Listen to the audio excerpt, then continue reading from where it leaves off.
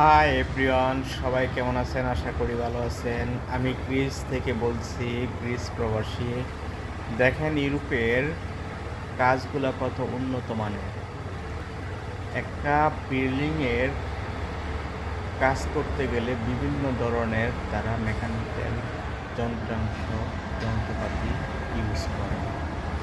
দেখেন এই যে একটা মেশিনের মাধ্যমে একটা বিল্ডিংয়ের উপর থেকে নিচে কিভাবে মাল ওঠানামা করায়।